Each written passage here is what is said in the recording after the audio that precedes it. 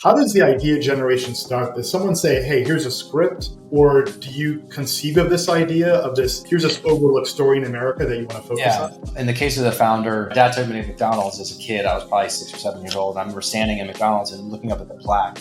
Inside every McDonald's, this bronze plaque that said, founder, Ray Kroc. And I remember thinking to myself as a little kid, like, why is a place named McDonald's founded by Ray Kroc? And there was a cognitive dissonance there that even as a little kid, I recognized. And then I heard a song by Mark Knopfler called Boom Like That, which if you listen to the words, it's about McDonald's, it's about Ray Kroc. It's the story, it's a song. And I was like, what is this story? And I get obsessed. I start diving into biographies or people, and I just become like insanely obsessed and just get as much data and information about it as I can. And I just the most incredible story. And it took me about 12 years from that initial, wow, I want to tell this story, to getting it all together. And first for that one, I had to break the story. So oftentimes you have, okay, it's a biopic, but biopics are challenging. You can't just tell cradle to grave. You have to find a moment or a situation or something. There's always I always call it story like cracking a safe.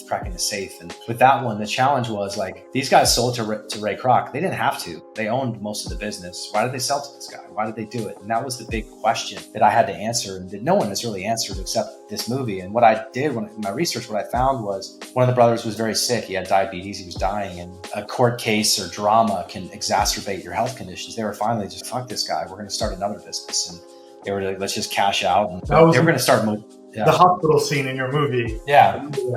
That's sort of the reading between the lines of the biography of why did these guys decide to sell. And that's the thing. Go ahead, sorry. No, go ahead. Yeah. I was going to say and so once I had broken the story, and I went to get the rights from the McDonald's family. So I tracked them down. I tried to get a couple books. They were non-existent. I feel like the McDonald's Corporation buried the authors in cement or something. I couldn't find any of the authors or the books.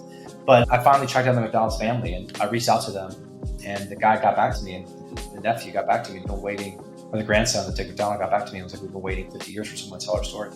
Oh, wow. So you pick up the yellow pages and you look up Kroc family and you dial for dollars and you're like, hey, I got a story. It was random. I read about the motel thing, that they had wanted to start a motel chain. And I was Googling, I started the company with Jeremy Renner, and I was pitched him ideas I had in my hopper, and I tried to get books and couldn't get them and had to dead end. And he was like, I love that idea. Let's try to really chase that down. And I ended up finding that they were like an old news article about them being part owners of a motel in New Hampshire.